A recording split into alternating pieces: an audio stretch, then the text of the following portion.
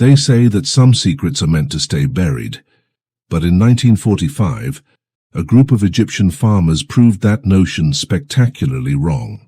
While digging near Nag Hammadi simply to gather fertilizer, they struck clay jars jammed with leather-bound codices, texts nobody alive had read for over a millennium. As the dust settled around those broken seals, an entire hidden library emerged, filled with Gnostic scriptures that turned Orthodox Christian history on its head. Scholars who dared touch those brittle pages discovered words suggesting that early Christianity harbored clandestine teachings, visions of a divine spark within every soul, and ideas so subversive they had been quietly snuffed out of the collective memory. It was as if the desert itself had conspired to guard a forbidden flame, only to surrender it for a moment, letting that flame flicker back into human consciousness.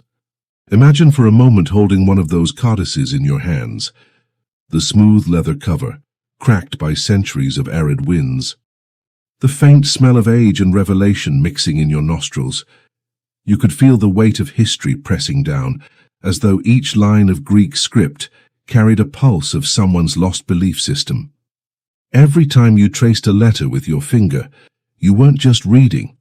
You were resurrecting a whisper from the past, one that had been silenced by fear and power. The very air around those farmers must have crackled with the weight of forgotten chants and secret dialogues. The story of Nag Hammadi is only one chapter in a far grander mystery. Why do so many scripts vanish entirely, leaving tantalizing clues but no definitive answers? Across the globe we stumble upon fragments, clay seals etched with tiny symbols in the Indus Valley, wooden tablets covered in enigmatic lines on Easter Island, shards of papyrus inscribed with looping shapes in the sands of Crete. Each discovery feels like lifting a corner of a vast tapestry, only to realize that the threads of meaning have frayed beyond repair. The Indus seals, for example, date back to around 2600 BCE. Excavators like Sir Mortimer Wheeler marveled at their craftsmanship, perfectly carved animals, traders' marks, and those recurring symbols that stubbornly resisted translation.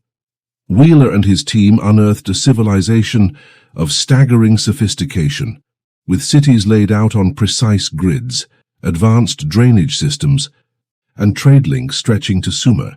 Yet despite decades of study, not a single inscription has yielded a coherent sentence.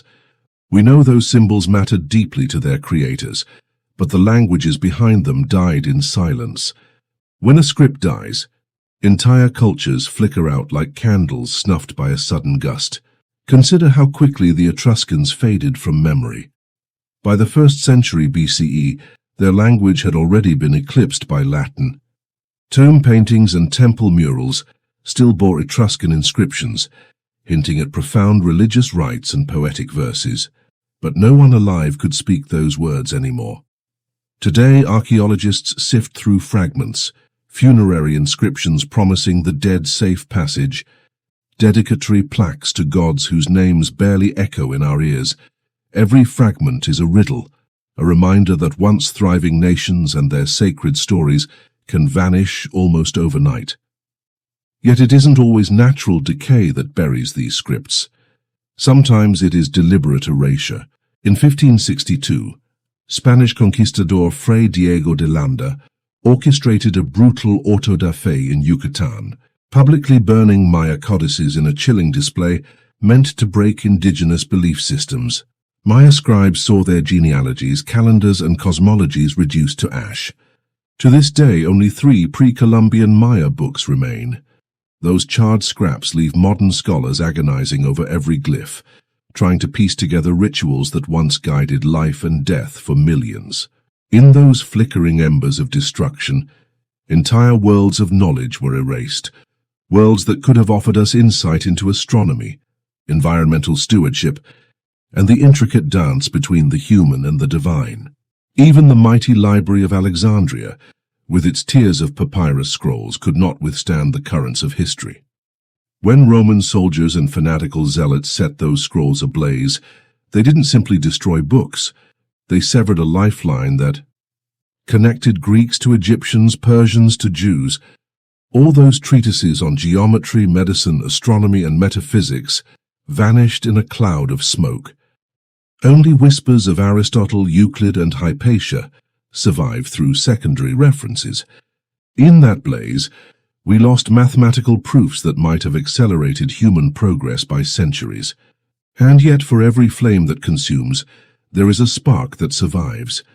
The Nag Hammadi codices remind us of that. They suggest that even when orthodoxy demands silence, the human impulse to record, to question, to seek hidden knowledge persists. In dusty monasteries and forgotten crypts, scribes tucked away texts that no conqueror could easily seize. Sometimes these scribes felt they were passing down something more precious than gold, a seed of wisdom that, if planted in the right mind, could grow into revolutionary insight. But what do we do with that seed now? The real mystery isn't just the script itself, but the consciousness it encoded. It's not enough to decipher a language. We must understand the worldview behind it. When scholars first cracked the Rosetta Stone in 1799, translating from hieroglyphs to Greek, they uncovered tomb prayers and royal decrees. Those words painted a vivid portrait of Egyptian cosmology and governance, revealing how they perceived order, chaos, and the afterlife. But without context, we might miss nuance. Religious rituals that tied community to cosmic cycles, or philosophical debates about what it means to be human. Forgotten scripts demand us to reconstruct not only alphabets but entire mental landscapes. And yet, despite our best efforts, some codes remain stubbornly opaque. The Voynich Manuscript, discovered in early 20th century Europe, remains an enigma. Its swirling botanical drawings and text, written in an indecipherable script, have confounded cryptographers, linguists, and artificial intelligence algorithms for decades. Some propose it's a medieval hoax, a clever prank designed to baffle posterity. Others believe it contains lost alchemical formulas or a forgotten language spoken by an obscure sect. The truth hides behind lines that refuse to yield their meaning, like a ghost dancing just out of reach. That's the allure of forgotten ink. It holds the promise of truth and the threat of eternal silence. It asks us to imagine alternate philosophies that might have guided entire societies, only to vanish when tongues fell still. It invites us to consider that our modern certainties, our science, our ethics, our spirituality, are not the only possible way to interpret reality. If a civilization's entire worldview can collapse into illegibility, what else might we be missing? Are there ethical systems more attuned to the earth, mathematical insights surpassing Pythagoras, or spiritual practices that dissolve the boundary between self and cosmos? We stand at the edge of a canyon carved by centuries of unanswered questions. On one side is the familiar world we inhabit, our languages, our histories, our religions. On the other side lies an abyss filled with the faint echoes of lost voices. Those echoes, trapped in ink that time has withered, beckon us to listen, to piece together what remains, and to recognize that our own stories may someday suffer the same fate. The question isn't only, what did those ancient scribes mean? But what are we leaving behind for our descendants? If someone unearths our digital files 1,000 years from now, what silent truths might they desperately try to decode? The jars at Nag Hammadi have revealed just a fraction of what the past still hides. Forgotten scripts still sleep under layers of dust and soil, waiting for explorers bold enough to pry them free. But the true secret behind every faded letter is the mystery of why we write in the first place. Because beneath each glyph is a human heartbeat, a question, a hope, a prayer. And as long as that heartbeat echoes, perhaps no script is ever truly lost.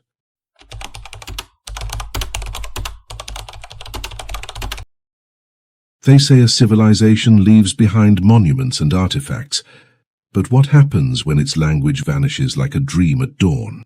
Picture a field of broken bricks and weathered columns rising from the scorched earth of Mohenjo-Daro, half buried by centuries of silt and monsoon rains.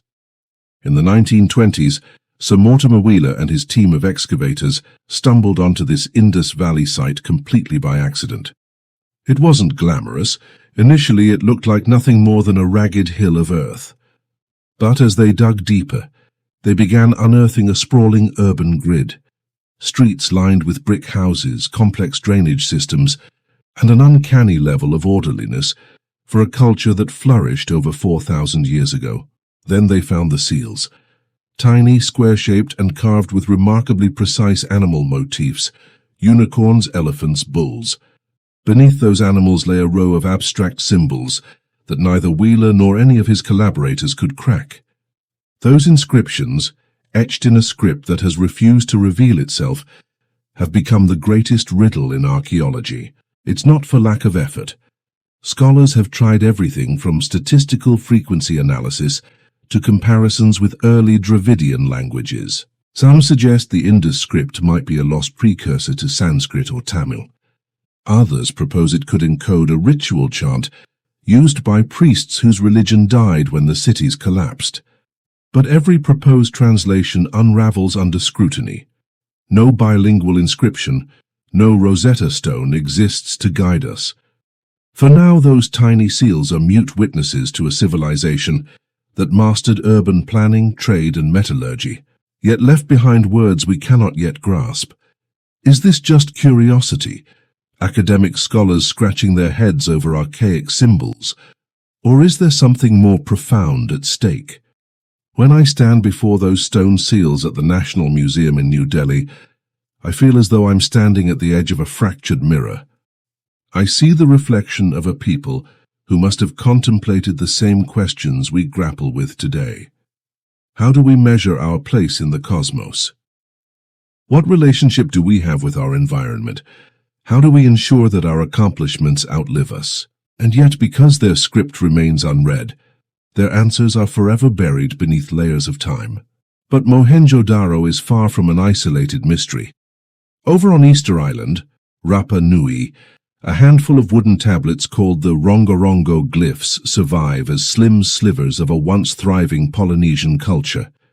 In the 19th century, European explorers arrived and observed carvings that looked like stylized plant stems, boats, and enigmatic human figures. Some old priests whispered that these glyphs recorded ancestral chants and genealogies, passed down by generations of Birdman ceremony winners who ruled over the island's ebb-and-flow religious festivals.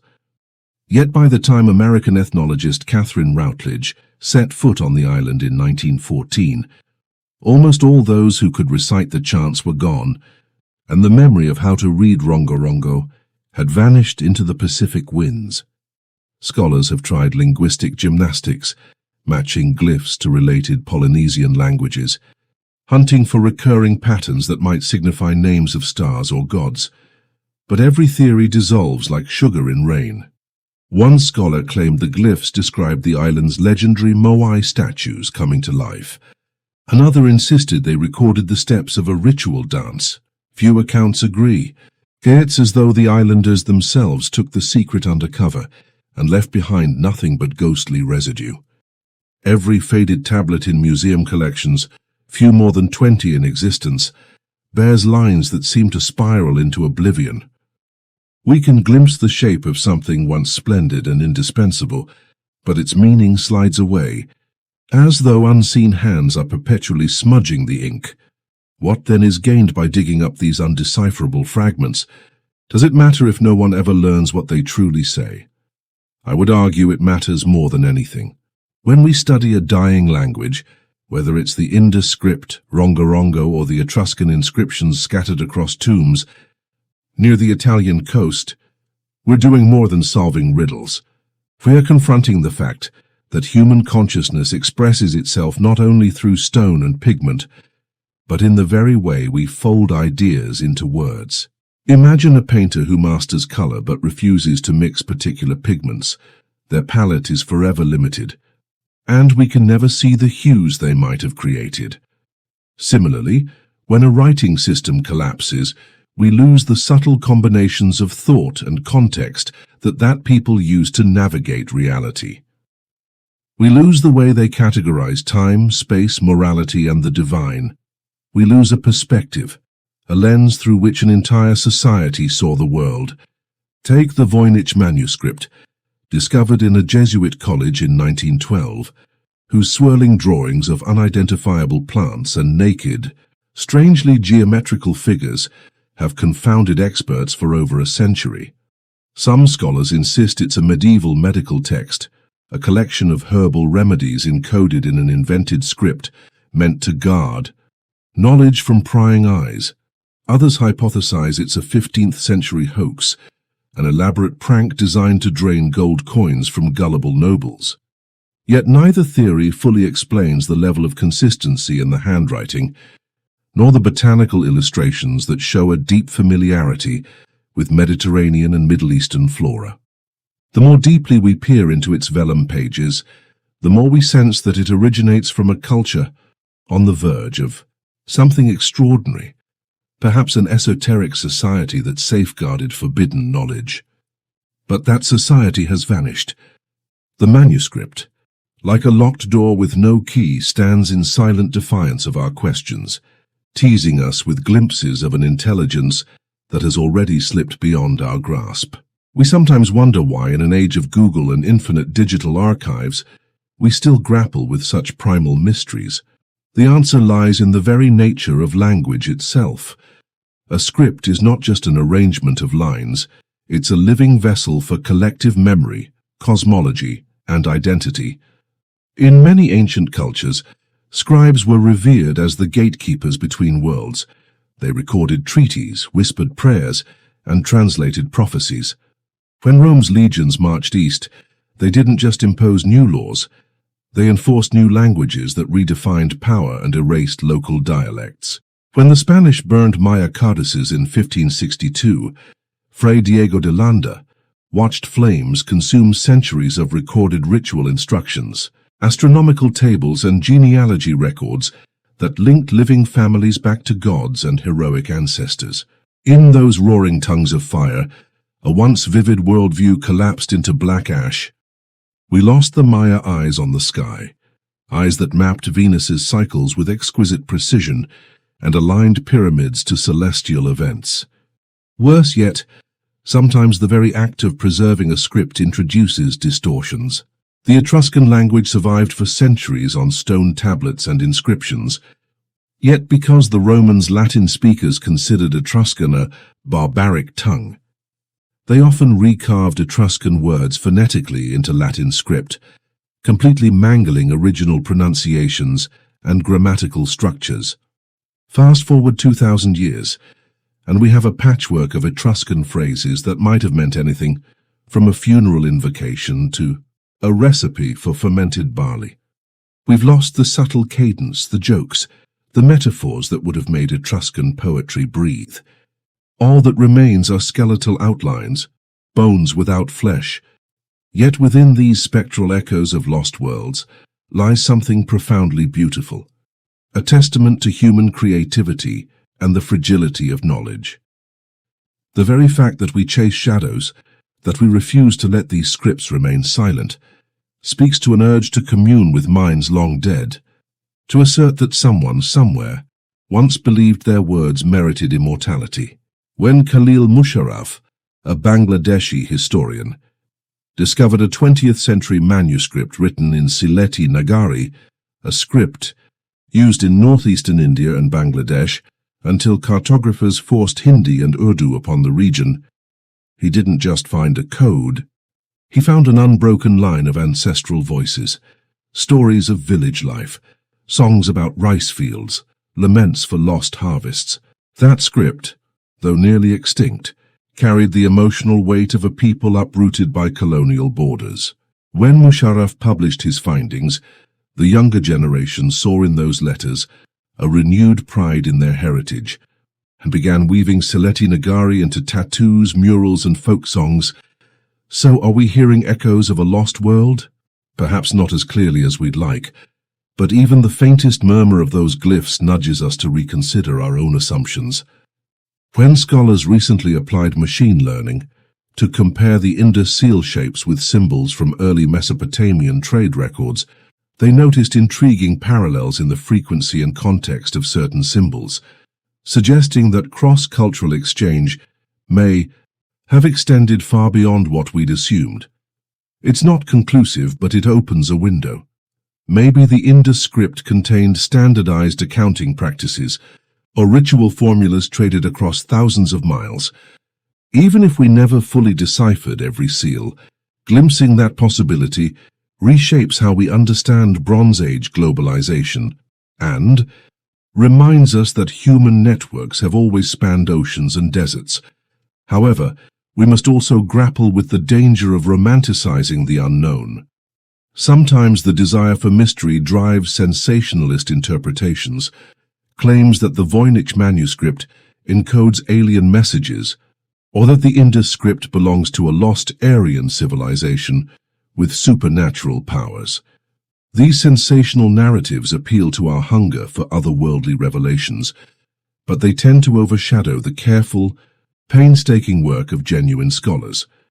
The real allure of lost scripts lies not in supernatural claims, but in the humbling realization that our own knowledge, even today's cutting-edge technology, can't guarantee we'll ever fully reconstruct a worldview. It's a lesson in intellectual humility. For every inscription we decipher, there may be a dozen more waiting to slip through our fingers. Yet I want you to consider something. Every time a marginal glyph resists translation, it's a reminder that the written word can be as elusive as starlight, visible but unreachable.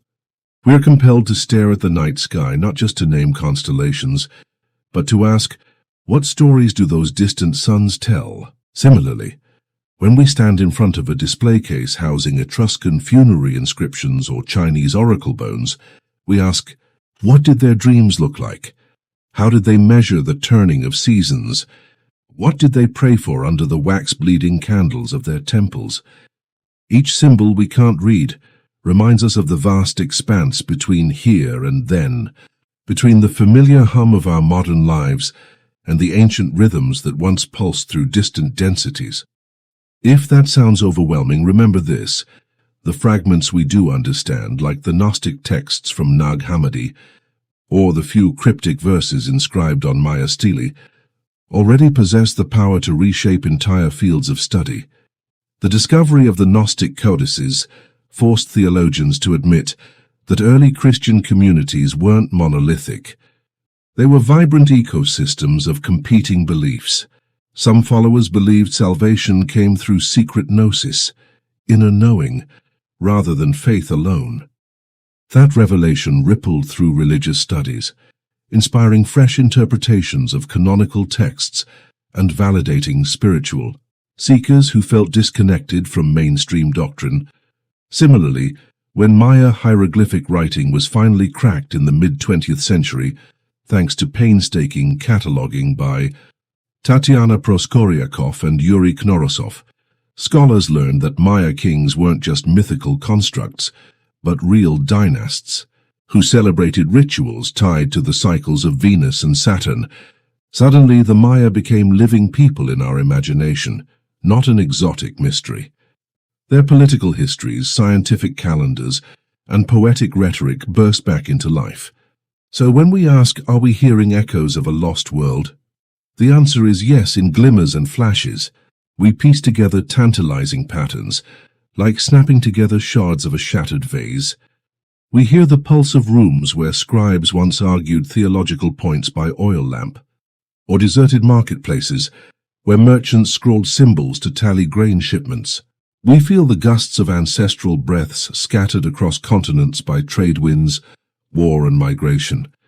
And in each fragment, there's a call to expand our sense of possibility, to imagine that a people centuries ago might have perceived reality in ways that feel alien to us now, but which could inform our own journey toward wisdom.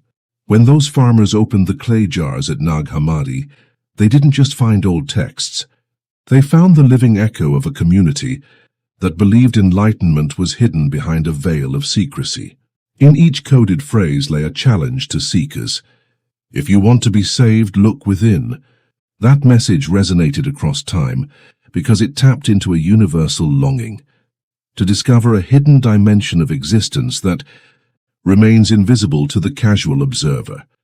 Likewise, when you stand before an Indus seal today, you're standing on the rim of an unsolved enigma. It beckons you to wonder, could there have been ritual practices tied to these marks? Did those people decipher forces we've forgotten? And if so, might their wisdom still be relevant in an age defined by digital noise and fleeting attention? We'll never recover every syllable of those lost languages, nor will we always reveal the precise formulas scribes once intoned beneath temple pillars. Yet the pursuit itself, drawn by the faint hum of forgotten ink, teaches us something vital. That knowledge is fragile, and that every generation inherits not one monolithic truth, but a patchwork quilt stitched from the remnants of countless voices. When we chase these spectral echoes, we honor that quilt. We say to our ancestors, "Your thoughts matter. Even if I can't fully hear them, I will keep listening." And perhaps in that listening, we'll find fresh ways to tell our own stories, words and glyphs that centuries from now will challenge future seekers. Because if there's anything the lost scripts teach us, it's that language is never truly dead. It lives on as long as someone gazes at a carved stone, studies a faded scroll, or simply asks, what did they mean?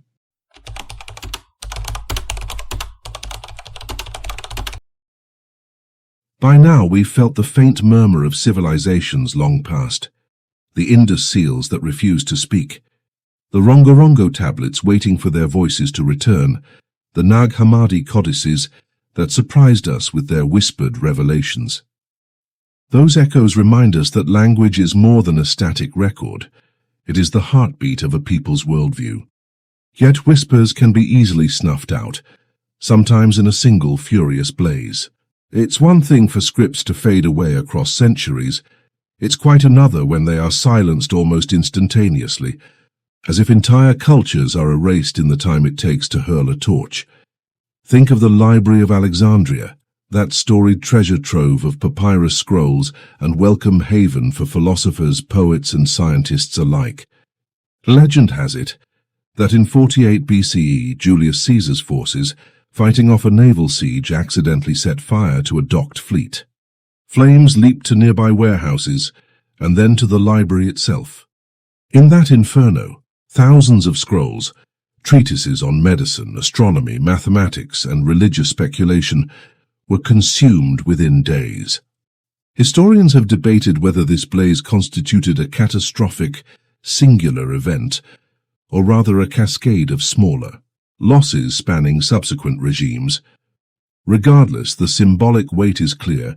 A repository of millennia's worth of thought vanished in a heartbeat.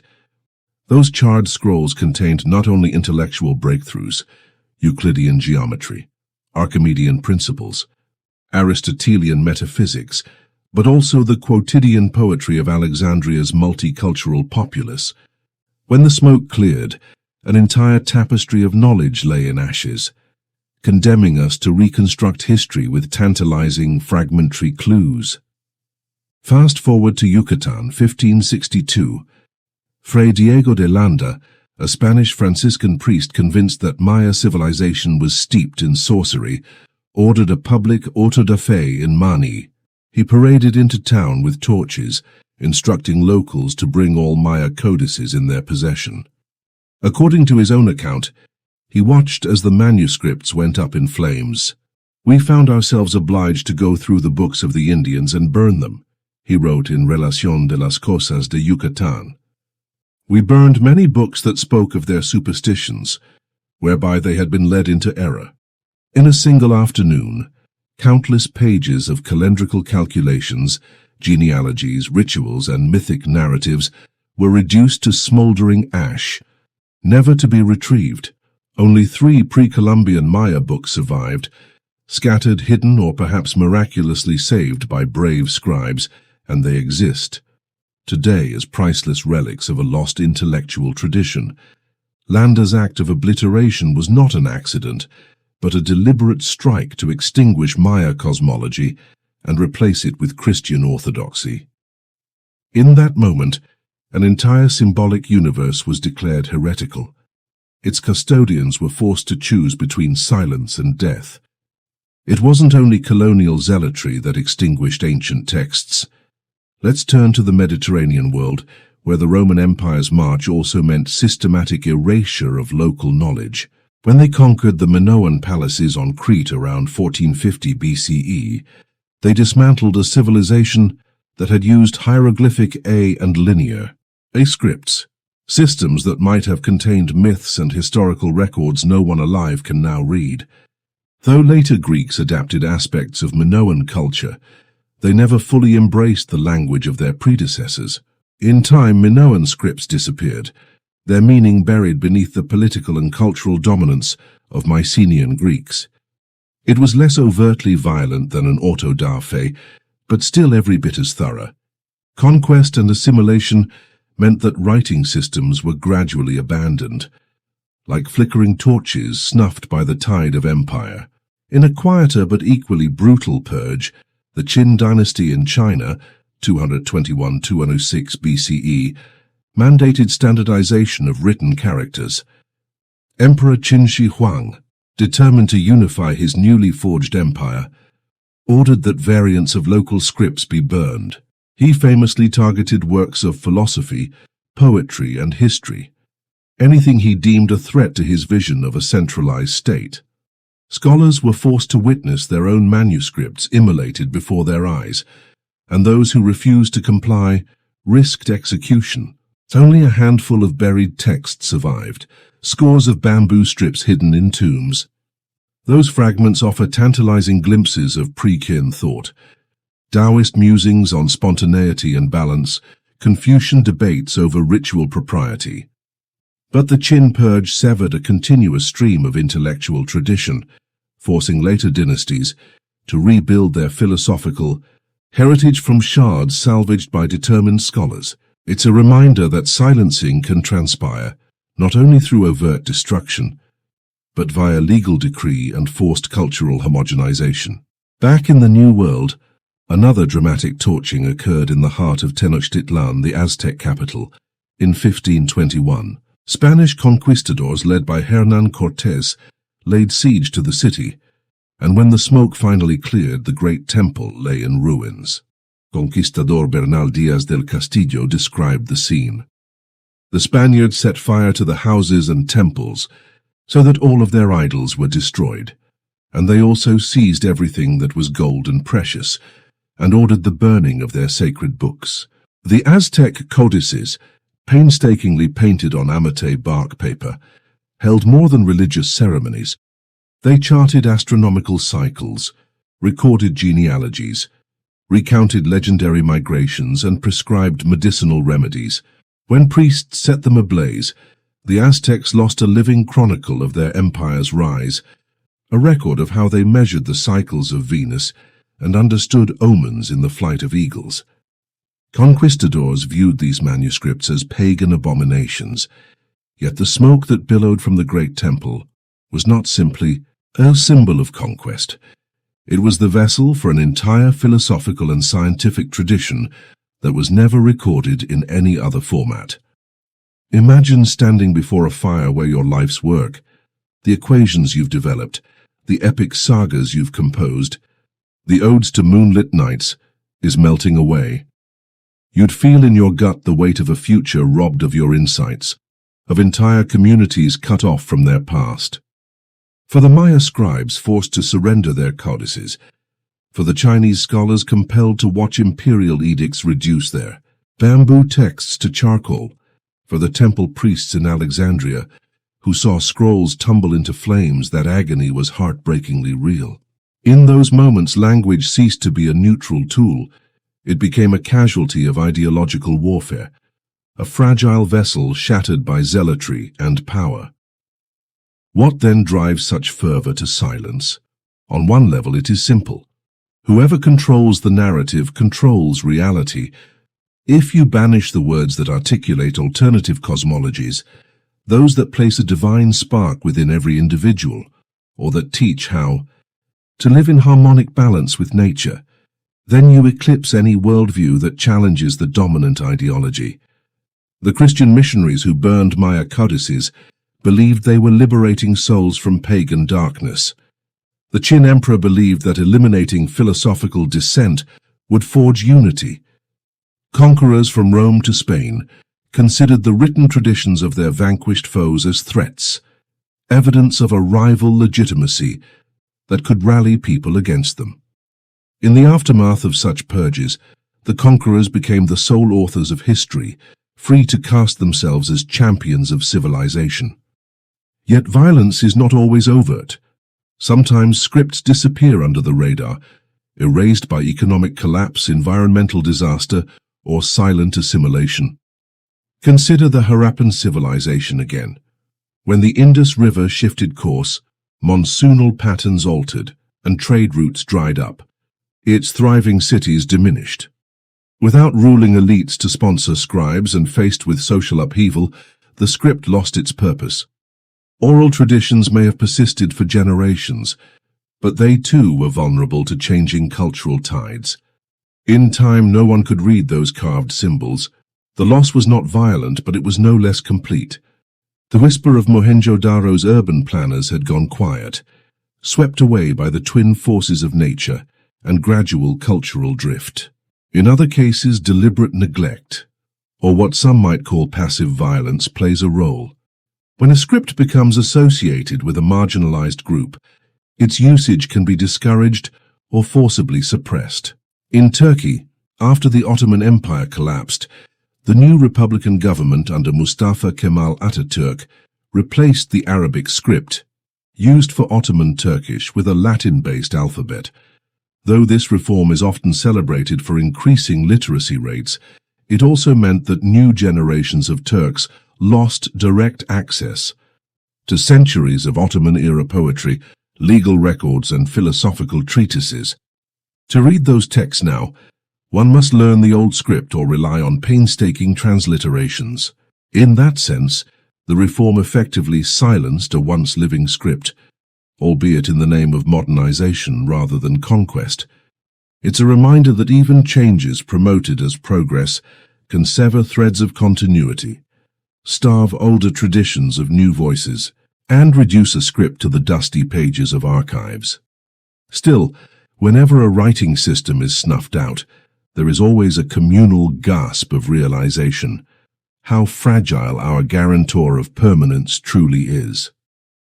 The loss of a script feels like an earthquake. The ground we thought was solid shifts, exposing fissures that lead to buried tombs and hidden rooms.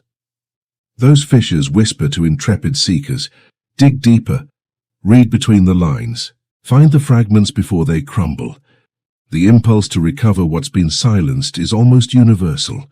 Even when overshadowed by more urgent concerns, war, famine, poverty, a tiny cadre of devotees persists. In 1959, in Yemen, a young man named Muhammad Alakun rediscovered the ancient South Arabian script of his ancestors, Mahri. He convinced village elders to excavate forgotten libraries in mountain huts. Beneath layers of dust, they found scrolls and legal documents written in a script that had gone out of regular use over 1,000 years prior. Alakun's work didn't just resurrect a language, it reattached a community to a heritage that would otherwise have vanished forever. We might harbor the romantic notion that even if we can't fully read a lost script, keeping its memory alive carries intrinsic value. However, the truth is more complicated. Once a script is destroyed or deliberately prohibited, cultural continuity becomes precarious.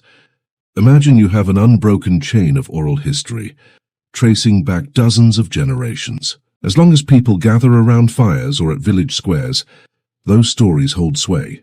But once that community is dispersed, whether by conquest, forced relocation, or economic collapse, the oral tradition frays.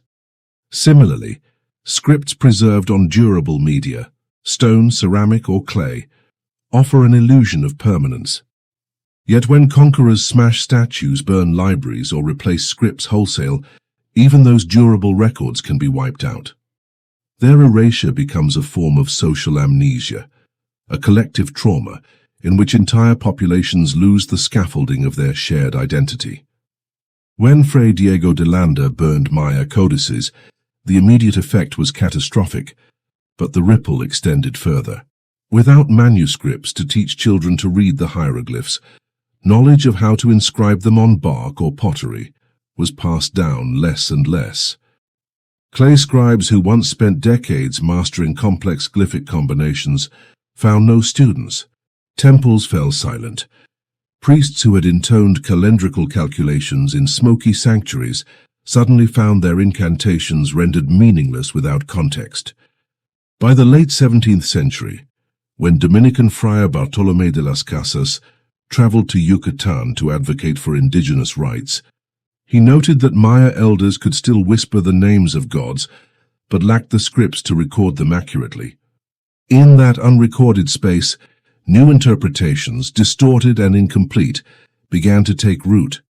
Eventually, those oral fragments echoed back into colonial documents, filtered through Spanish ears, creating a hybrid heritage that only hints at what came before.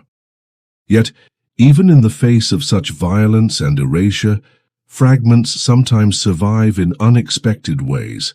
Smuggled copies, hidden scribbles in private houses, or even faint marginalia in European catalogues. In 1924, a British soldier stationed in Afghanistan discovered part of the ancient Gandharan Buddhist manuscripts wrapped around mummies in a cave near Swat. These birchbark scrolls dating to the first few centuries CE contained Buddhist suttas written in the Gandhar Prakrit dialect using the Kharosth script. Despite Islamic iconoclasm and centuries of neglect, those fragile scrolls survived the vicissitudes of time, offering glimpses into how Buddhism spread across Central Asia.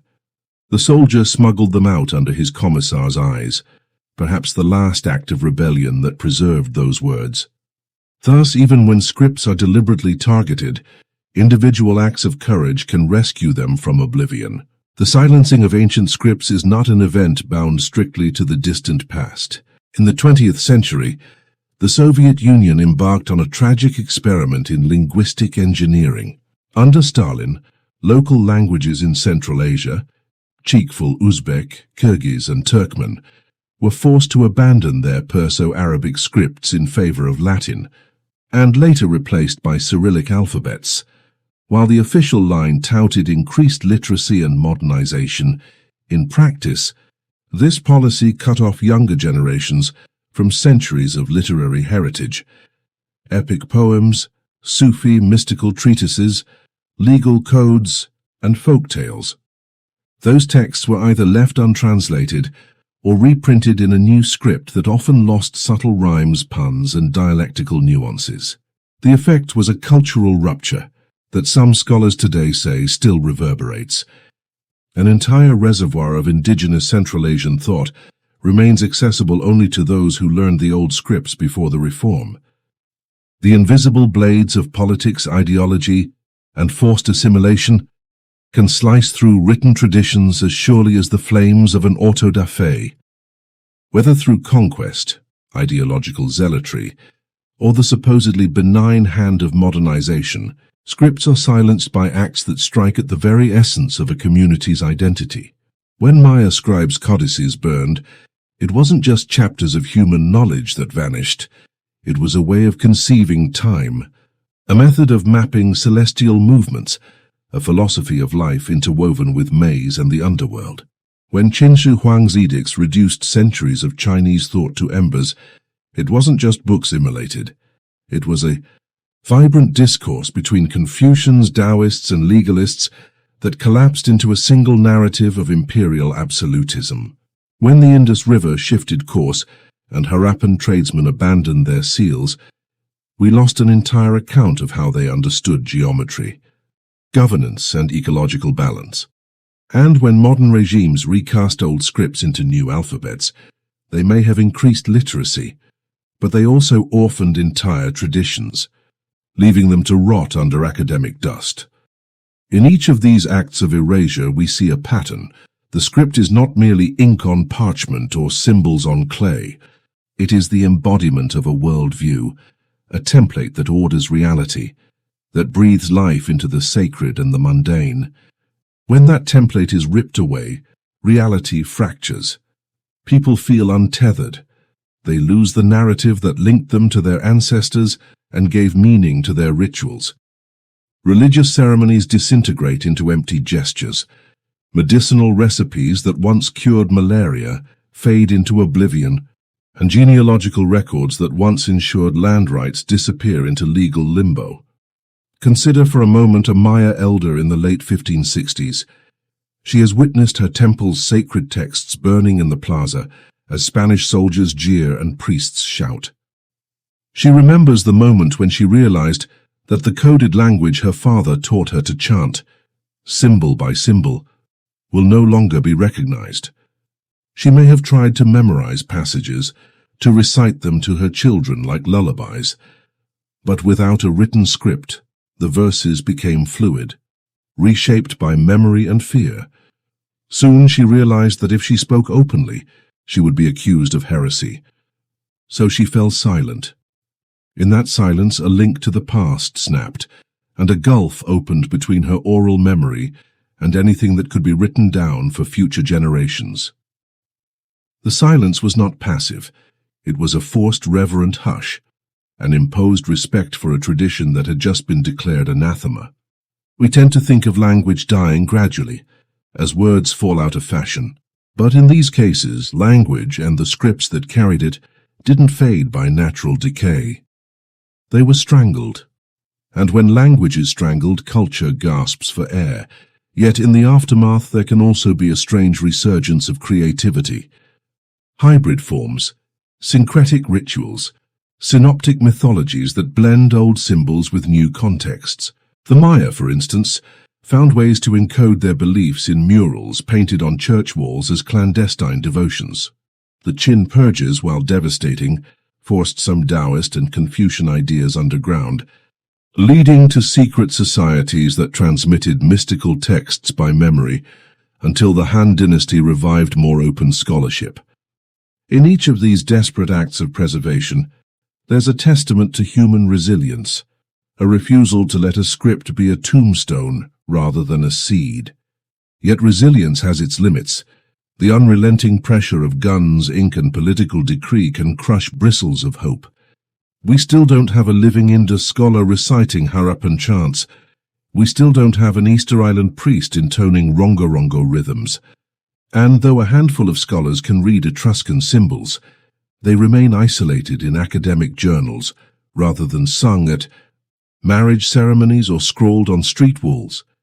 In each corner of the world where a script has been violently silenced, the air remains thick with questions. What did those glyphs truly convey? Were they songs of love, legal codes, or instructions for reaching higher states of consciousness? We may never know, because the very act of silencing destroyed the possibility of a continuous living tradition. And yet we still feel a pull, a magnetic tug toward those vanished tongues. Even if we can only recover fragments, each piece reminds us of a larger tapestry.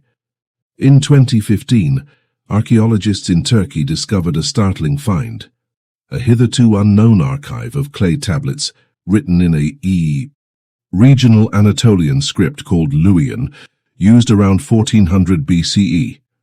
Buried beneath the rubble of a collapsed palace, these tablets contained diplomatic correspondence with the Hittites, treaties, and even love poetry. Luwian scholars collaborating from Istanbul to Berkeley managed to piece together phrases that revealed how these people negotiated alliances and spoke of longing in metaphors that ring surprisingly modern. It was a glimmer, proof that even in places where we thought scripts had long been extinguished, there might still be cinders ready to spark. Every time we unearth such fragments, we're reminded of the fragility of knowledge and the ruthless lengths to which power can go to control it. We're also reminded that the story of language isn't confined to dusty museum displays. It's alive in the choices we make today.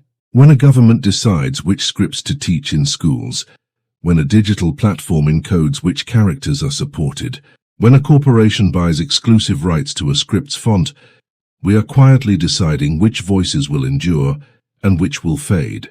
The same forces that once led emperors, inquisitors, and missionaries to burn scrolls are at work in modern institutions. Though the methods may be subtler, the stakes remain similar. So who silenced these ancient scripts overnight? Sometimes it was an invading army, torch in hand, convinced they held divine sanction to destroy. Sometimes it was a zealous priest convinced that burning was an act of mercy. Sometimes it was a policy of modernization that cast anything old as backward. In every case, the result was the same: a rupture between the written word and the living memory of a people. But even when scripts are deliberately extinguished, we have seen how determination, luck, and sheer human will can preserve slivers of those languages, often at great personal risk. As we linger on that thought, we realize the question before us isn't merely historical. It is an open-ended challenge. What might we be unwittingly silencing today?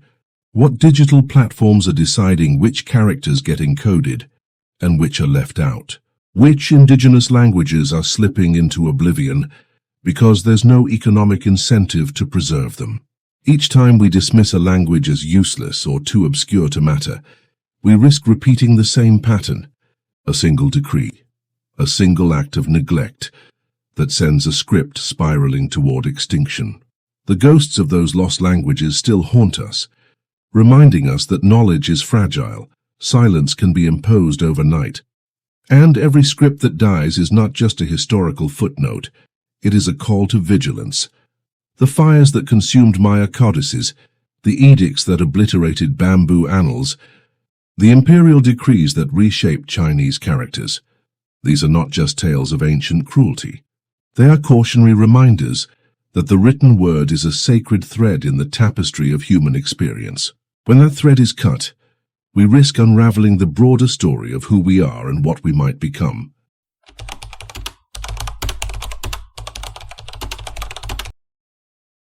By now you've glimpsed how entire scripts have vanished in a single horrific moment. A torch snuffing out generations of meaning. A decree splintering traditions into dust. Yet those same moments of erasure often spark relentless quests. A burned scroll drives a scholar to feverish obsession. A burned codex lights a lifelong hunt. What compels us to chase these phantom languages, to pour decades of toil into deciphering symbols that taunt us with incomprehensibility? Is it mere academic pride? Or do we sense a deeper, almost mystical possibility that unlocking a lost script might reveal truths about consciousness itself? The answer lies somewhere between rigorous scholarship and the wild allure of mystery, a place where logic meets wonder. Consider the Voynich Manuscript.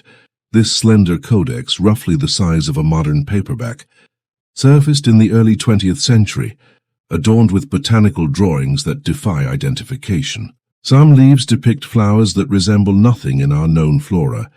Others show human figures bathing in pools of pipes and hearts suspended from towers, as if the artist glimpsed a hidden anatomy of the world. And then there's the script, looping, flowing, utterly maddeningly consistent.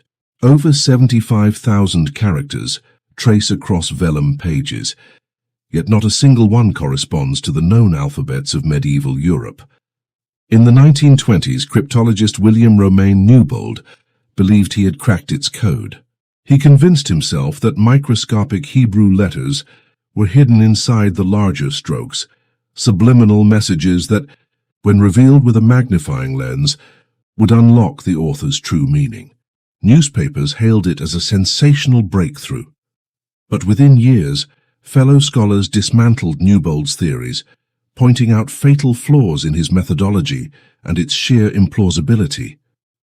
His conclusions now stand mainly as a cautionary tale, that even intelligent minds can twist themselves into unfounded certitude when the desire to find meaning becomes too great. Yet the failure to decode the Voynich did not quench scholarly appetite. In fact, it ignited a broader movement. By the mid-20th century, linguists and mathematicians approached the manuscript with fresh eyes, employing statistical analyses far beyond Newbold's magnifying glass. They catalogued letter frequencies, tested various substitution ciphers, and even ran crude computer programs that searched for patterns resembling known languages. Here is where a certain sober magic emerges. One begins to see not just the inscrutability of the text, but glimpses of subconscious structures, a kind of grammar shaped by forces we don't fully understand. Some patterns, for instance, suggest that the Voynich text is not random gibberish. It has properties of a genuine language, such as repeating clusters, that could signify common words or grammatical constructions. But if so, what language? Is it a lost tongue, an invented code for a secret society, or a linguistic hoax so deftly woven that it defies standard cryptanalysis? We simply don't know. At the same time, other lost scripts that once seemed barren of clue have yielded surprising breakthroughs. In the 1950s, Alice Kober, a classics scholar at Brooklyn College, embarked on a project to unlock Linear B, a script used by Mycenaean Greeks around 1450 BCE. Although Linear B turned out not to be lost, it was an ancestor of Greek. The techniques Kober developed proved revolutionary. She built a card-holder system, meticulously cataloguing every occurrence of each symbol in context, and looking for recurring patterns, what she called triplets that hinted at grammatical inflections. Her work laid the groundwork for Michael Ventris, the English architect who, in 1952, announced that Linear B encoded an early form of Greek. The moment he presented his decipherment to the world, it was like someone had thrown open a window and let the dusty Mycenaean breeze sweep through modern scholarship. Suddenly the tablets peeled back millennia of obscurity, revealing palace inventories, grain rations, and lists of olive oil. Though Linear B's secrets did not redefine humanity's self-understanding to the extent of the Nag Hammadi texts, they underscored a profound truth. When you crack a script, you don't just learn words. You resurrect the daily lives, economic realities, and social hierarchies of people long dead. Yet for every Linear B success, there remain dozens of stubborn enigmas, scripts whose creators seem bent on concealment. Take Linear A, the predecessor to Linear B used by Minoan scribes on Crete. Its signs resemble later Greek characters, but they encode a language no one can identify.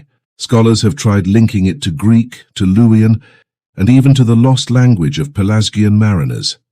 But nothing holds up. The vaulted script of Minoan records remains as mute today as it was when Knossos' palaces crumbled. Yet even in failure there is momentum. Computer scientists today comb through Linear A with machine learning algorithms, hunting for statistical correlations that might tie it to known languages, while archaeologists scour dusty digs in Crete hoping to unearth a bilingual inscription, our own Rosetta Stone.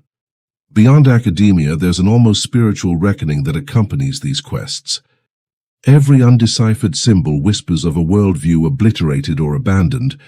Scholars debate whether the Indus script was primarily a writing system, a shorthand method for merchants, or even a ritualistic script used only by priests. Yet the arguments often slip into metaphysics.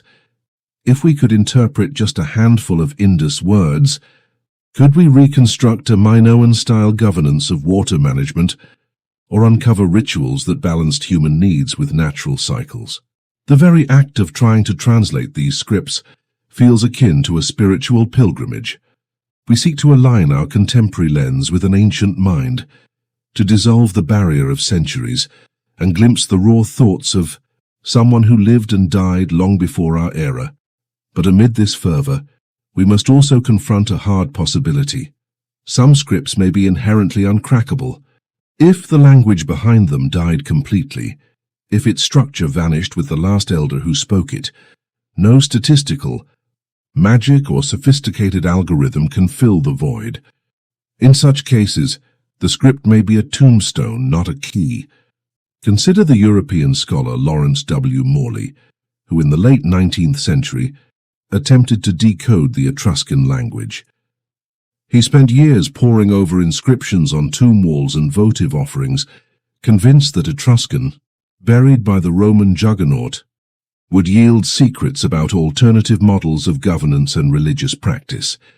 But despite his tireless work, the Etruscan tongue remains partly opaque. Enough words have been identified to recognize funerary formulas and basic deities, but the broader grammar, literary works, and everyday vernacular elude us. We can read fragmentary lines, Oreli lath Turthinastisle, and know it pertains to a funeral offering. But the elegance of Etruscan poetry, the way they wove metaphors of the underworld or sang to their gods on vespires, slopes remains a tantalizing void. In some sense, deciphering a script is like trying to recall a dream from the moment you awake. The shapes and colors linger, but the precise syntax, the emotional undercurrents slip away. Scholars become dream weavers. They collect the lingering fragments, stitch them together with logic, and attempt to conjure a coherent narrative. Yet in that process, they risk projecting their own biases. William Romain Newbold's microscopic Hebrew clutch on the Voynich text is a case in point. His eagerness to find a solution led him to see patterns that may not actually be there.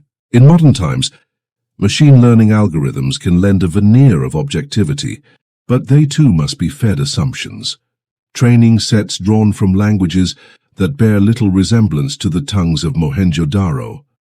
So the question arises, are we truly deciphering the script, or are we overlaying it with familiar templates, forcing our paradigm onto alien symbols?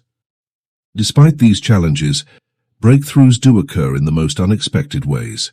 One such example lies in the Karostha script of ancient Gandhara, used to write Buddhist suttas on birch bark.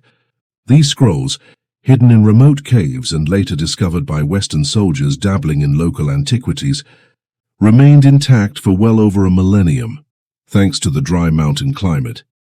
It wasn't until meticulous carbon dating and spectral imaging became available that scholars could read the faded ink, identifying portions of the Dhammapada, sayings of the Buddha once believed to be lost in that region. The technology effectively peeled away centuries of grime and decay, unveiling words that had been silent for over 1,000 years. When those sutras emerged, they didn't just add missing lines to a religious text. They corroborated cross-cultural exchanges between Central Asia and South Asia, revealing how Buddhist philosophy adapted as it journeyed along the Silk Road. Imagine the palpitation of a scholar's heart when they make the first legible transcription, seeing a Sanskrit refrain emerge. Sabe sata sukhitata bhavantu, may all beings be happy. For a moment time collapses and the monk who wrote those words in the 2nd century CE flickers into presence, his voice crackling through the ages. The interplay between human intuition and technological prowess has become the modern alchemy of decipherment.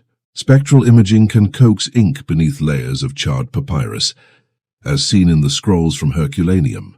But without a human mind attuned to context, someone deeply versed in linguistic subtleties, those flickers of letters remain tantalizing yet fragmentary, analogous to an electron microscope revealing the structure of a cell but not its function. Machines can illuminate shapes, but can't always speak the language. It requires the marriage of algorithmic insight and the poetic sensibility of a seasoned epigrapher. This is why the most exciting breakthroughs often come from unexpected collaborations. Cryptographers partnering with linguists, historians teaming up with physicists, and even occasional contributions from passionate amateurs whose fresh perspective shakes stagnant dogmas. But let us return for a moment to the Voynich Manuscript, that tantalizing labyrinth of inked glyphs. In 2019, a team of computer scientists used neural networks to compare Voynich characters with medieval Latin texts, hoping to determine whether the manuscript's language derived from a known tongue. Their algorithm produced intriguing results, a statistical resemblance to medieval Central European dialects. Was this proof that the manuscript was written in a mutated Germanic cipher? Not quite. The resemblance could be coincidental, reflecting structural properties common to many languages. Still, the experiment underscored a critical truth. We no longer treat lost scripts as inert puzzles. We bring to bear computational lenses, philosophical reflections on the nature of language, and a humility acknowledging the role of serendipity. Perhaps the next key to Voynich's code lies not in Germany, but in an as yet unexamined 15th century herbal book tucked away in a Swiss monastery. Or maybe someone will discover that the Voynich Manuscript belonged to a sect of Jewish alchemists who migrated eastward, blending European iconography with Middle Eastern herbology. The possibility remains tantalizing, precisely because we cannot dismiss any theory completely until solid evidence appears. Then there's the question of context. A glyph is more than a shape. It's part of a world, economic, religious, political, that shaped its meaning. When we found linear B tablets in Mycenaean palaces, they were nestled among terracotta storage jars, olive presses, and religious votives. Those tablets listed rations of barley and olive oil, named scribes, and recorded livestock distributions. Their very context revealed that the script served administrative purposes and encoded an Indo-European language. Contrast that with a Voynich page, showing a circle of nude women bathed in crypto-circular pools. Without context, no archaeological layer where it was unearthed, no carbon date or provenance, scholars can only speculate about its function. Was it an astronomical chart, a fertility ritual, a satirical commentary on medieval courtly fashions? Each hypothesis remains valid yet unproven, hovering in a liminal space between plausibility and fantasy. Ultimately, the effort to crack the code of the undecipherable is an exercise in radical openness. We admit that our frameworks, phonetics, morphology, syntax, may not apply. We concede that cultural biases blind us to possibilities. We embrace a spectrum of methodologies: traditional philology, computational analysis, ethnographic parallels, and even experimental reconstructions where researchers attempt to speak or inscribe in an imagined descendant tongue, probing for cognitive resonance, and we do so mindful of the philosophical stakes. To decode a script is not only to decode its words, but to decode a mindset, a lens through which people once saw reality, how they conceived of time, of kinship, of morality, of the cosmos. When we fail, we confront our limitations. When we succeed, we expand our consciousness. So can we truly crack the code of the undecipherable? The answer is both yes and no. Yes, because history has shown us that perseverance, creativity, and interdisciplinary collaboration can bring seemingly inscrutable scripts back into intelligibility. We speak linear B today, and the Mycenaean scribes nod in recognition. We uncover bits of Kharost, and a monk's meditation chime reverberates through our modern sensibilities.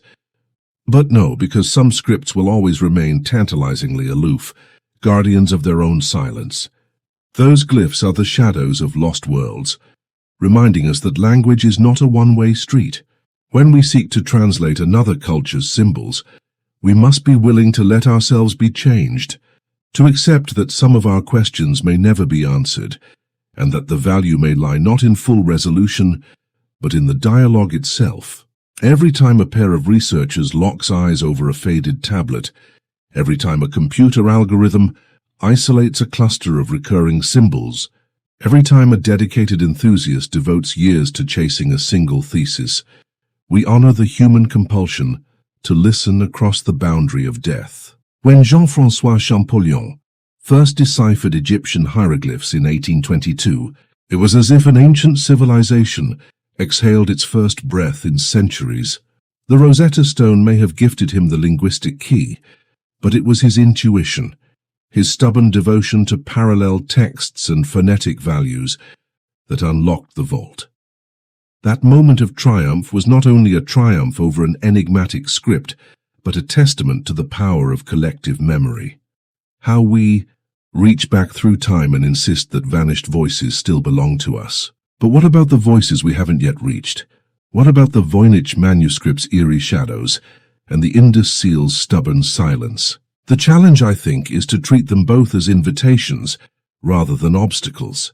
They urge us to refine our tools, computational, theoretical, philosophical, and to cultivate a humility that balances confidence with wonder. When we approach a lost script, we're not simply solving a puzzle. We're standing at the threshold of someone else's inner world. We may never enter fully, but by knocking gently and acknowledging our limitations, we preserve the possibility that one day, someone else, someone whose language we can barely imagine, will walk through the door behind those glyphs and surprise us with revelations we never anticipated. In our passionate quest to decode the undecipherable, we come to see that language is not a monolith, but a living organism. It adapts, it mutates, it vanishes or flourishes depending on the ebbs and flows of history. Some scripts succumb to the devastation of empires. Others survive because a few steadfast keepers risked everything to hide their texts. For every burned Maya codex, there might have been a scribe who memorized sacred verses and transmitted them by word of mouth. For every destroyed Etruscan inscription, there may linger a folk memory in a lullaby or a ritual dance. The very act of trying to decipher is an act of reconciliation. We seek to stitch together the frayed edges of human continuity, to honor the potential that even in silence meaning can persist. So yes, sometimes we crack the code, and the world shifts beneath our feet. The stars align in a pattern long forgotten, and suddenly we see our place in the grand tapestry from a fresh vantage point. Other times the code resists, reminding us that not everything is meant to be known, at least not yet. But in that resistance lies its own lesson about patience, humility, and the vastness of human imagination. The rabbit hole of decipherment is deeper than a glutinous text can encompass. It spirals into corridors of philosophy, theology, cognition, and existential wonder. And as long as there are scripts we cannot read, as long as there are symbols begging to be understood, the story continues. We pursue these lost voices, not just to fill gaps in history, but to expand the very horizon of what it means to be human.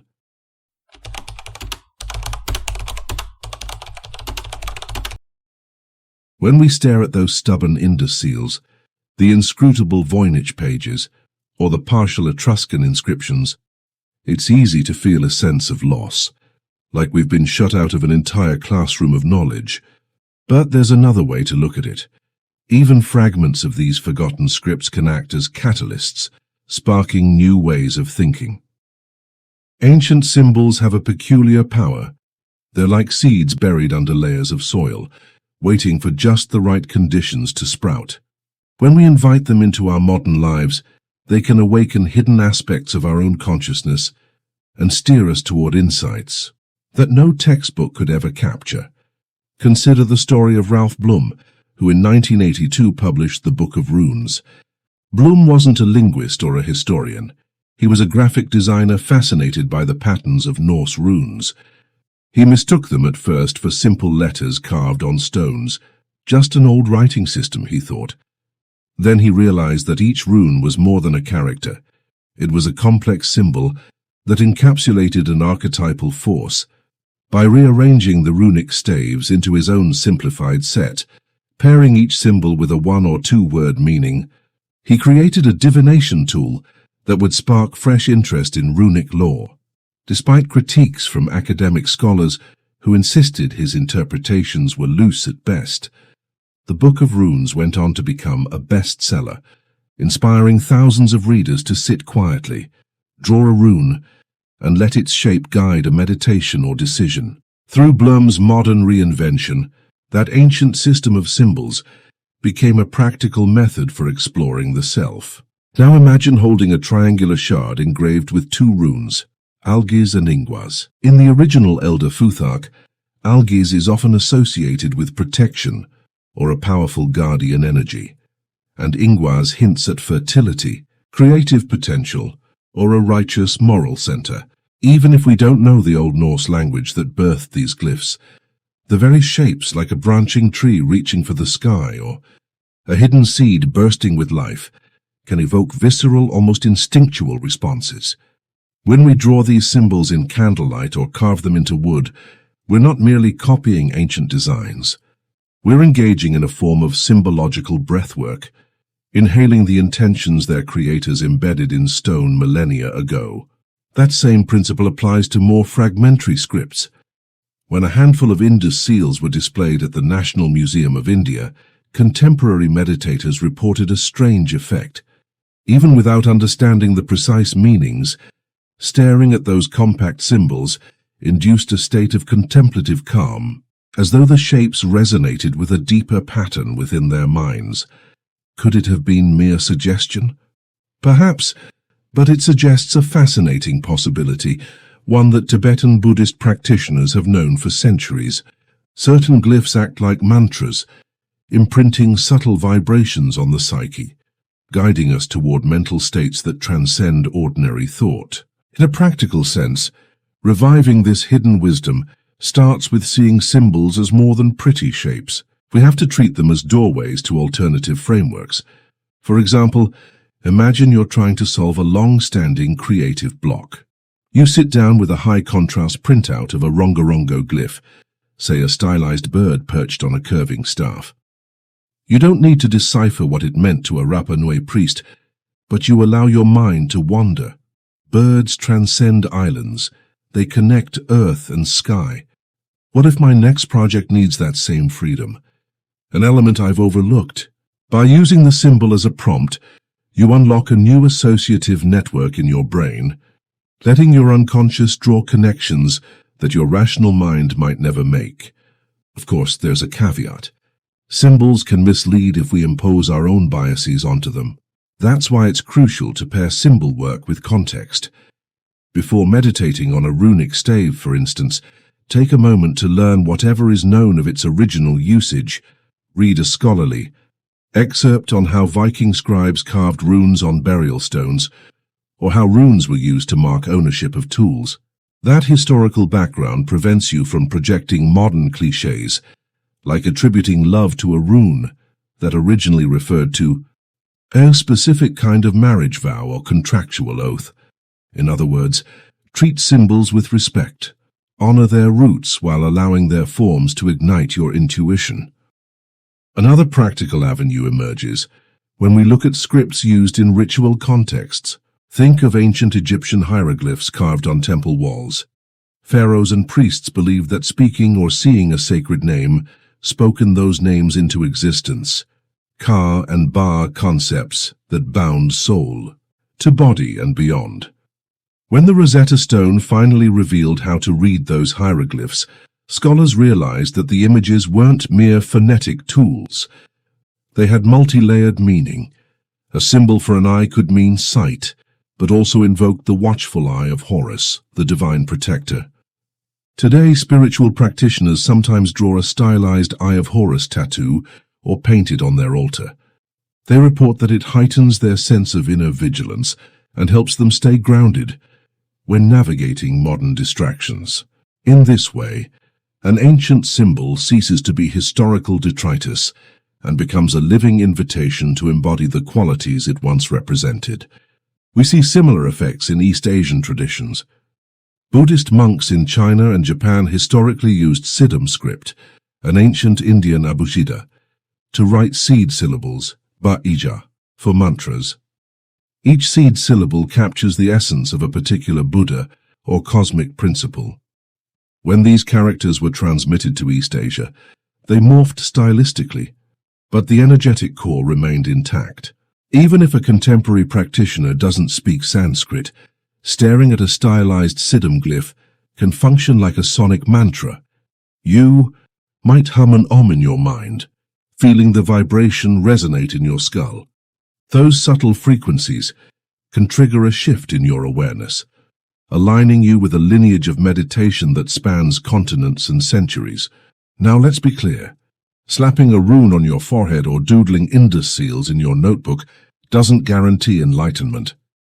True integration demands a balanced approach. Combine symbol work with grounded practices, journaling, mindful breathing, or even walking barefoot in nature, That way, if a symbol stirs intense emotion, a sudden surge of inspiration, a flash of fear, you can anchor yourself rather than get swept away. Let the symbol be a compass, not a crutch. When runes prompted Ralph Bloom's readers to explore inner questions, they still had to do the hard work. Reflect on their choices, own their shadows, and map out next steps. In other words, ancient symbols can open doors, but we have to walk through them and chart the territory ourselves. For those who feel skeptical, I'd propose a simple experiment. Take any undeciphered glyph, perhaps a plant-like form from the Voynich Manuscript, and place it on a plain sheet of paper.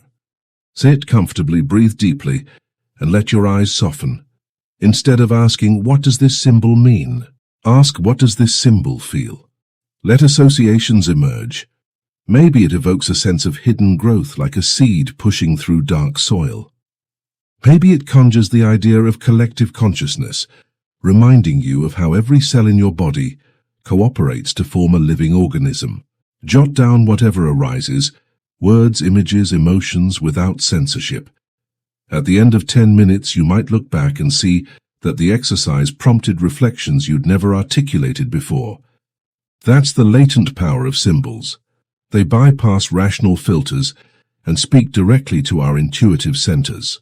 On a collective level, integrating ancient symbols into our cultural landscape can heal ruptures created by colonialism and cultural erasure. When descendants of the Maya carve ancestral glyphs into community murals, they're reclaiming a history once declared heretical by conquistadors.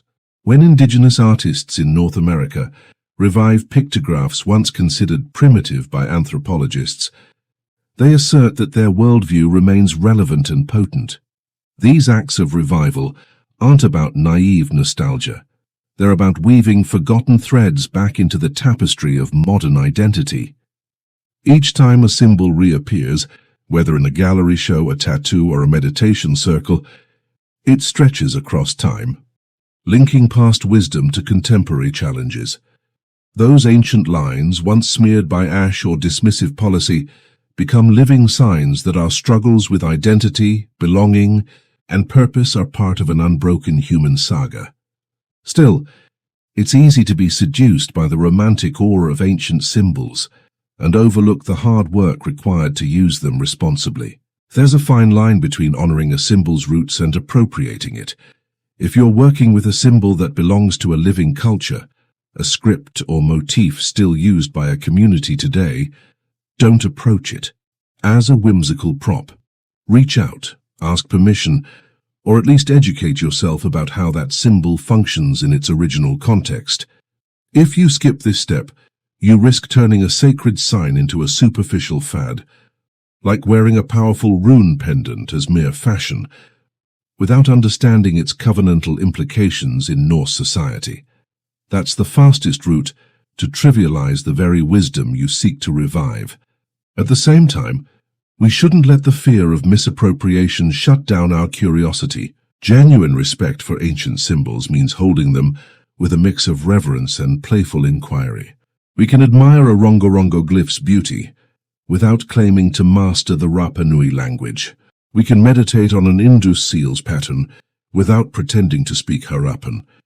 In every case, humility is paramount. Symbols aren't trophies to be collected. They're invitations to dialogue across time. When we approach them with humility, we open ourselves to lessons that might challenge our assumptions about materialism, technology, or even our place in the universe. Take the Maya concept of Ya'ab Kab, often translated as four corners of the earth. Excavators long thought it was a purely geographic term, but recent interpretations suggest it also denotes a spiritual framework, a quadripartite system that balances opposing forces, light and dark, life and death, order and chaos. When modern-day temple keepers in Guatemala revive this symbolism, incorporating four sacred stones into their shrines, they're not simply reenacting an old ritual. They're reaffirming a worldview that places harmony above dominance, that sees disharmony as a clue rather than a threat. That ancient fourfold view doesn't just feel quaint, It can inform how we approach systemic crises today: environmental collapse, social polarization, the fracturing of community. Why? Because it reminds us that balance isn't a luxury, it's a necessity. This is the promise of ancient symbols. They carry encoded life lessons, codes for living, if we learn to read them on multiple levels. They teach us the art of reverent inquiry, how to approach reality as a text to be read not just with the intellect but with the heart. They remind us that knowledge isn't confined to bullet-point lists or peer-reviewed journals.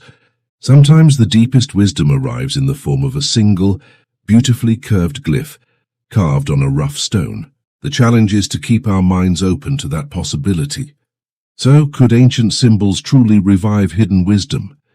The answer, in my experience, is a resounding yes, but only if we treat these symbols as collaborators rather than curiosities.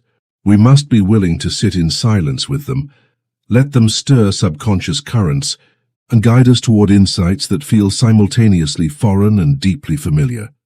We must balance historical respect with playful experimentation, working to ensure our interpretations don't trample on the rights of living cultures. And above all, we must remember that the point isn't to wear runes as name tags or frame undeciphered seals as quirky art. The point is to let those shapes remind us of the enormity of human imagination, that for every glyph we fail to decode, there may lie a worldview more nuanced, more holistic and more generous than our own. When you next find yourself stuck emotionally, creatively, or spiritually, try this. Close your eyes, draw an ancient symbol at random and ask, what might this speak to in me? Don't rush to pin down a meaning. Instead, let the symbol ripple in your awareness. Notice whether it evokes a memory, a feeling, or a subtle shift in your body. Journal what arises, the color it conjures, the phrase that surfaces, the question that prickles at your mind. In doing so, you're becoming a steward of that ancient seed, watering it with your attention and curiosity. Over time, those seeds can sprout into new pathways of thought, fresh insights about how to live with greater empathy, courage, or wonder. Ancient symbols are not relics. They are dormant compasses awaiting activation. If we align ourselves with their geometry, their hidden resonance, they can guide us through the tangled forests of modern life, reminding us that, even now, beyond the buzz of our smartphones and the glare of neon screens, there exists a living continuum of wisdom, ready to expand our sense of possibility. So yes, let runes and glyphs, seed syllables and petroglyphs weave themselves into your daily practice. Let them remind you that some truths, once inked in stone or carved on ivory, still pulse beneath the surface, eager to be heard by minds willing to listen.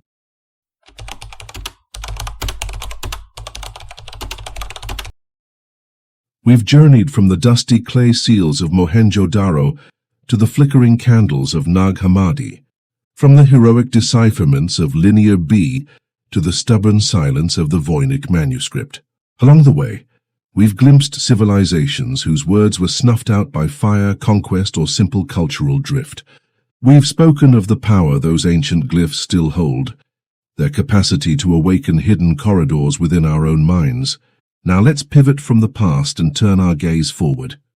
If entire scripts can vanish in the blink of an eye, what are we leaving behind for the centuries to come? In other words, are you writing the next lost script? Imagine for a moment that 50, 100, or even 500 years from now, some future scholar, perhaps a linguist experimenting with augmented reality glyph recognition, digs up a digital artifact of our own era. It could be a fragment of code, a snippet of social media conversation, a piece of avant-garde poetry stored on an obsolete hard drive. They load it into their retro data recorder, and the screen flickers. Error, format not supported. They try every emulator they know, DOS, Unix, even a vintage Mac OS, but nothing works. To them, our words exist as indecipherable gibberish, as inscrutable as the Rongo tablets are to us today. What would those future readers infer about us? Would they think we were a civilization so enamored of ephemera that we never considered posterity? Or would they long to understand the context that shaped our lives, our fears, our aspirations, the way we danced on the brink of ecological collapse and technological triumph at the same time? We like to think of the digital age as immune to obsolescence, that our words, images, and ideas float forever in the cloud. But every day, countless digital documents vanish, hard drives crash, websites vanish, encryption keys get lost, platforms evolve until old formats are abandoned. In 2010, the Internet Archive found that nearly 25% of the top 1 million websites from the mid-1990s had disappeared by 2003. Imagine the poetry, the essays, the early experiments in digital storytelling that have blinked out of existence. The Maya codices were burned in plazas. Our own digital codices can be wiped out in the press of a button or an unexpected system failure. When that happens, our voices are silenced, not by conquerors' torches, but by the inert logic of obsolete file types. This might sound like an existential crisis, an anxiety that we're writing on sand when we think we're carving on stone. Yet that very fragility underscores a profound truth. Each of us, through the words we choose, the symbols we draw, and the digital files we save, participates in a vast chorus of human expression. We aren't passive inheritors of a fixed legacy. We are active authors shaping what comes next. If we fail to consider our digital footprint, we risk creating a massive gap in the historical record, one where future seekers find a void as impenetrable as an undeciphered script. On the other hand, if we embrace the possibility that our work may become lost, we might be inspired to preserve it in more resilient, creative ways. Take the Beale ciphers, for instance, 3 cipher texts reputedly penned in the early 1800s by a man named Thomas Beale. According to legend, Beale hid a fortune of gold and silver in a Virginia cave, leaving behind instructions in cryptic numerical sequences. Only one of the 3 ciphers has been convincingly deciphered, a list of names taken from the Declaration of Independence, which pointed treasure seekers to the cave. The remaining 2 ciphers resist all attempts at translation. In 2016, mathematician Tim Gowers posted an open call on his blog. If anyone has any bright ideas on how to tackle these ciphers, please share. That call sparked a flurry of amateur and professional codebreakers, some armed with computation, others with intuition-driven hunches. The fascinating thing isn't whether they eventually crack the code. It remains unsolved to this day. It's how the Beale ciphers embody our desire to solve a mystery left by a fellow human, one who may have simply tinkered with those numbers as a distraction or a prank. Because someone somewhere long ago left behind those sequences. They might be a map to treasure, or just the playful scribbling of a bored innkeeper. In either case, the very act of preserving that text, digitizing it, emailing it, circulating it, turned it into a modern-day lost script, one that continues to beckon curious minds. Now imagine your own digital creations, emails you write in private, stories you post on a blog, sketches you doodle on a tablet. What if, a century from now, someone unearths your writings and struggles to piece together who you were, what you believed, what you hoped for? Would they see a human grappling with climate anxiety, social change, and the search for meaning? Or would they find a shapeless archive of broken links and unreadable formats? The key isn't to freeze ourselves in amber. After all, part of language's magic is its evolution, but to consciously choose what we want to bequeath and how. If you value the idea that your words might matter to someone 100 or 1,000 years from now, there are ways to safeguard them. Open-source platforms with backward compatibility, printed anthologies stored in climate-controlled archives, or simply writing down your most essential thoughts in analog journals that can withstand the whims of technology. Of course, not everyone needs or wants to become a permanent footnote in history. But if you're drawn to the idea of your voice stretching beyond your lifetime, you can approach writing as an act of creation and stewardship. Consider adopting a redundancy mindset, Create copies of your work in multiple formats: PDFs, plain text files, printouts, even carved woodblocks if you're feeling particularly inspired. Label them with dates and context, so that if someone stumbles upon your archive in 2125, they won't puzzle over whether TB29 final draft was a love letter or a business proposal. Think of your words as precious seeds. You don't want them buried in a private folder on a defunct server. You want them scattered like chaff, planted in fertile ground across mediums and platforms. Another layer to consider is how we encode meaning in the first place. Ancient scripts often inscribed not only ideas, but invoked metaphors, mythic narratives, and shared cosmologies. Their very structures shaped how people thought about time, hierarchy, and the sacred. Today we're inventing new languages, emojis, memes, hashtags, and the evolving conventions of internet speak. These modern symbols carry emotional valence. A flame emoji can mean attraction or intensity. The folded hands emoji can signify prayer, gratitude, or a simple greeting. But will an archivist in 2214 understand that once signified laughter, or will they misinterpret it as an unknown glyph requiring decryption? How will our digital shorthand look to a future unacquainted with TikTok trends and viral hashtags? If you want to write something that lasts, you might think beyond the scope of your own lifetime and ask, what assumptions am I making that future readers might not share? Am I using ephemeral slang that will evaporate by next decade? When I describe the cloud, will that still mean a network of servers, or will it be a geological term again after AI collapses?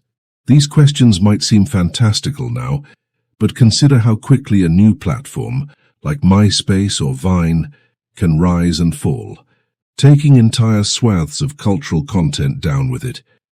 If you're recording a moment in human experience, the form matters as much as the content. Yet at its core, this discussion is not about obsessive fear of obsolescence. It's about humility and ambition rolled into one. Humility in accepting that our creations are fragile, and ambition in daring to leave a trace that outlives our physical selves. When the Beale ciphers first spread across pamphlets in the 1800s, someone carefully wrote down Thomas Beale's numbers on paper. Fragile as autumn leaves, that imprudent act, scribbling those digits without concern for posterity, created a riddle that still fascinates us. If Beale had kept his numbers in his private journal and never shared them, we'd never be here debating treasure maps. In the same way, your willingness to externalize your ideas, whether through a blog post, a self-published zine, or a message in a bottle, opens a door. You might never know who walks through it centuries later, but at least you've set the stage for a possible dialogue. Perhaps the most poignant inheritance we can leave is a model of conscientious stewardship. When you write, think of yourself as a caretaker of ideas. Resist the temptation to mass delete old drafts or trash mismatched file types simply because they clutter your desktop. Archive them, label them. If you write in ink, choose acid-free paper. If you record audio, store it in uncompressed formats alongside transcripts. If you paint, document your creative process. Digitally photograph sketches and early drafts, save those files in places with redundant backups, and consider donating final pieces to institutions committed to preservation. These are not grand gestures. They're small acts of mindfulness that acknowledge our place in an unbroken chain of scribes, scribblers, and secret keepers dating back to the Sumerians and the scribes of Egypt.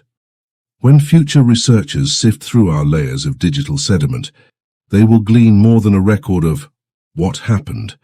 They will feel the textures of our concerns, whether it's the anxiety of living through a climate tipping point, the exhilaration of social revolutions, or the yearning for connection in a hyper-connected world. In that sense, every blog post, every tweet, every scribbled note is a potential clue into our collective psyche. If we treat those clues with reverence, if we recognize their potential to be lost forever, we're honoring the tradition of those ancient scribes who tucked manuscripts into jars or hid them in temple vaults. We become custodians of tomorrow's archaeology today, Yet let's not mistake this for gloomy prognostication. On the contrary, it's a call to creative empowerment. Each of us has the chance to bequeath something meaningful, however small. You might compose a manifesto for sustainable living in plain text markdown and store it on a USB drive sealed in a labeled glass jar. You could self-publish a limited-run paperback of personal essays, send copies to a regional historical society, and upload the PDF to a digital archive that pledges to keep it accessible. You might be a coder who documents your experiments in a GitHub repository, complete with README instructions that explain what programming languages you used, so that centuries from now another developer can at least attempt to compile your software. These steps need not be complicated or expensive. They simply require a mindset that treats your words and code as living artifacts. So as you watch this video, take a moment to consider, which of your creations are you willing to share with the future? What messages do you hope endure? And equally important, what contexts or explanations might you supply so that your grandchildren's grandchildren don't scratch their heads and type error unknown format into some archaic decoder? Because every act of preservation, from writing notes in the margin to archiving files in multiple places, sows a seed for future resonance. You're not just sending data into a void, you're extending an invitation across time, an unspoken promise that someone somewhere matters. To close, I want to return to the spirit of Tim Gowers' call. If anyone has a bright idea, please share. That sentiment applies not just to cryptographers and mathematicians, but to all of us who write, code, draw, and speak. What if we extended that invitation to our own selves? If you have a bright idea about how to preserve your words, please share it. Let future anthropologists puzzle over our tweets, our code, our essays, not as random noise but as deliberate artifacts of a culture seeking meaning. In that sense, every digital diary entry, every blog post becomes a candidate for tomorrow's lost script, still waiting to be found, still yearning to be understood. So here's your open-ended question. If you could inscribe one message into the sands of time, one thought, one story, one seed of wisdom, what would it be and how would you safeguard it against the tides of forgetfulness? Share your reflections in the comments below or in a personal journal. Plant that seed now and imagine someone 1,000 years from now, holding your words, wondering who you were and what you dreamed. Maybe they'll find the key to unlock a piece of themselves in your script. Maybe they'll find treasure, and maybe, just maybe, your ink, digital, analog, or etched in the mind, will keep burning long after your own flame has flickered out.